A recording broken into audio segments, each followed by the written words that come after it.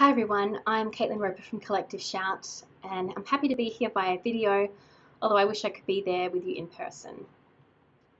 Over the last few years, some of you might have noticed there's been a clear trend with mainstream news media outlets publishing pro-sex industry content that isn't really news.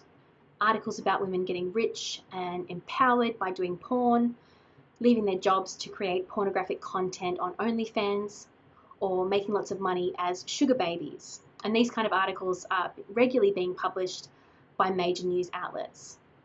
Having noticed the sex industry receiving a lot of free and mostly uncritical attention in the media, Collective Shout and CATWA, the Coalition Against Trafficking in Women Australia, thought the promotion and normalisation of the sex industry in mainstream media warranted closer investigation.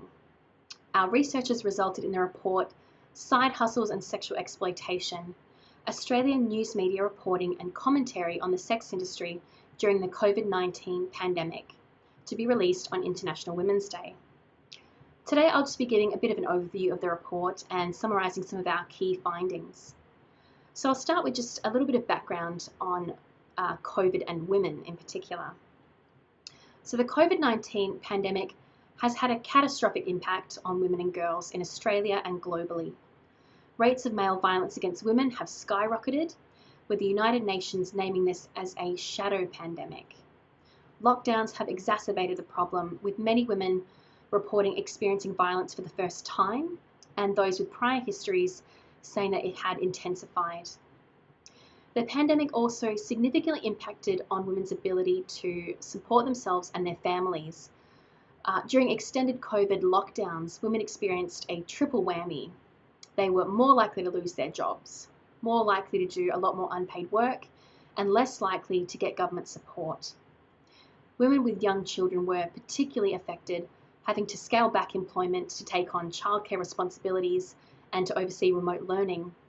But fathers' time in paid employment remained relatively unaffected. Women who were already financially struggling were most impacted by the pandemic. One report showed 8 out of 10 women who lost work were single mothers. Because women are more likely to be employed in casual positions, they were often ineligible for JobKeeper payments when they lost their jobs.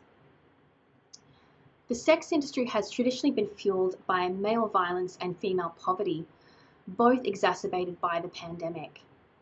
Women in the sex trade are at particular risk of contracting COVID, and male buyers have taken advantage of women's increased vulnerability by demanding cheaper prices and being more aggressive. The media has been a significant promoter of the sex industry. Media narratives can influence our behaviour and our beliefs, and what the media says about the sex industry is vital to how we come to understand it and the messages we repeat about it in the world. So we asked ourselves, what stories about the sex industry are the Australian news media telling us? More specifically, we wanted to know, how did the Australian media cover the sex industry during the first year of the COVID-19 pandemic? So our process, we examined articles and editorial or opinion pieces from 11 online Australian news sources: The Age, Herald Sun, Daily Telegraph, The Australian, ABC, SBS, news.com.au, Junkie, Mamamia, New Matilda, and Guardian Australia. And we did this from March 2020, the start of the pandemic, to March 2021. We used broad key search terms, excluding articles that weren't primarily about the sex industry, and we were left with 422 articles for analysis. We looked for value judgments about the sex industry. We wanted to see whether articles represented the industry in a positive, a neutral, or negative way. We also looked for location, the sex or gender of the prostituted person and of the sex buyer, and the race or ethnicity of the prostituted person.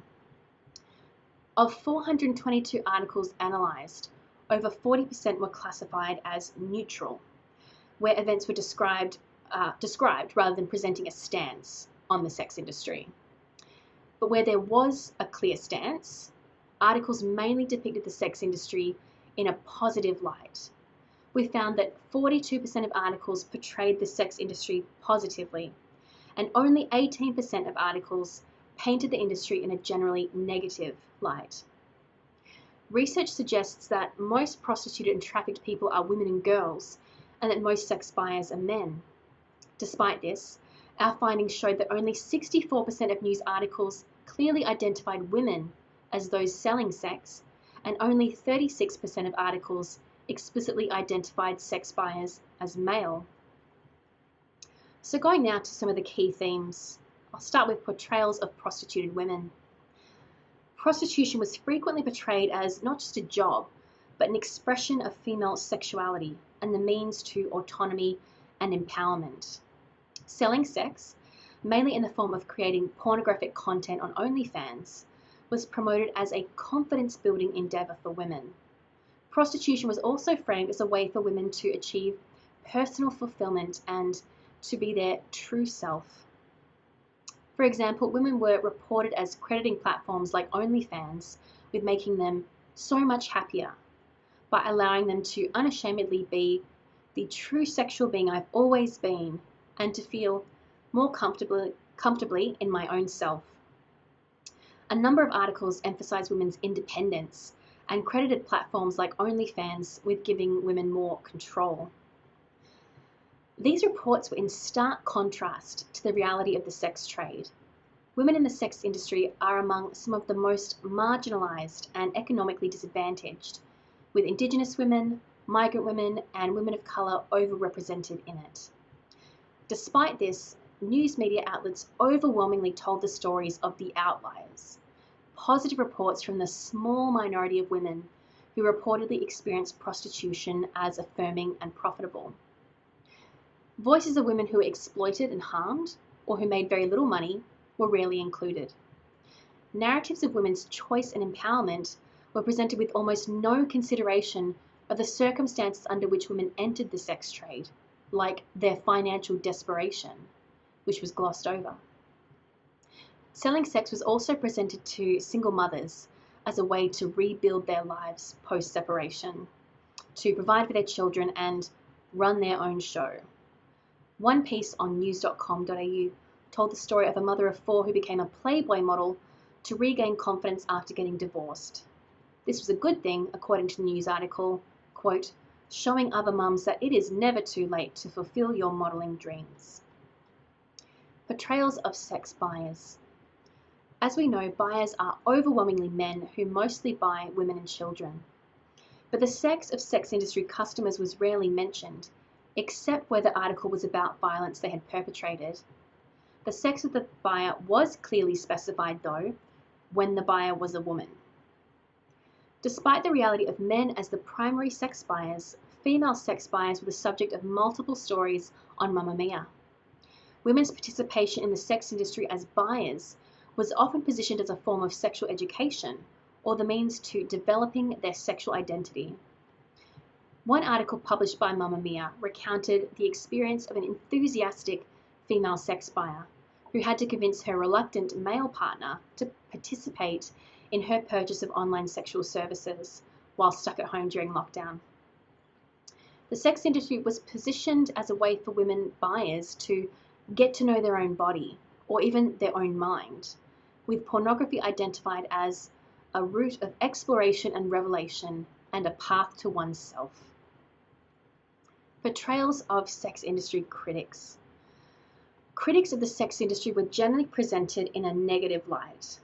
Critics of the industry, or more specifically, critics of men's violence, exploitation, and abuse of women and children within it, were frequently portrayed as being religiously motivated, as making unsubstantiated claims of harm, and cast as aggressors in a moralistic holy war against the sex industry.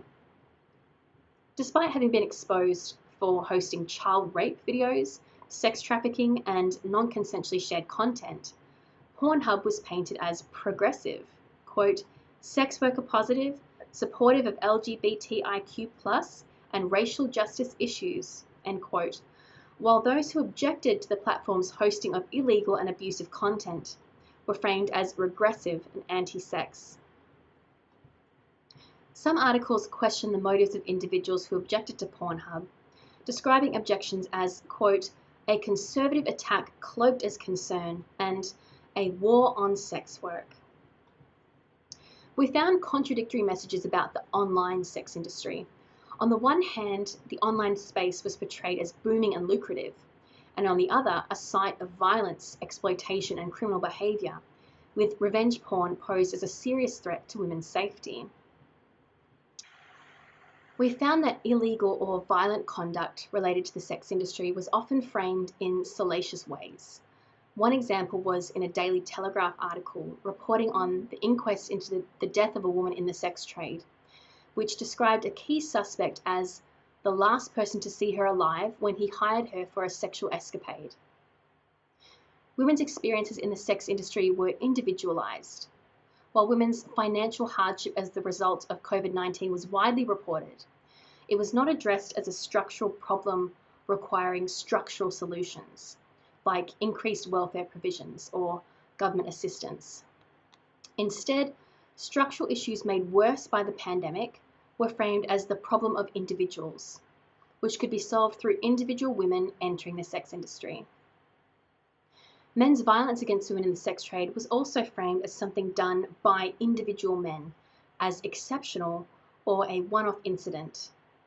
There was little analysis of the conditions fostering their violence, and those men perpetrating violence were framed as one bad apple, or monsters, who didn't represent the majority of sex buyers or brothel owners.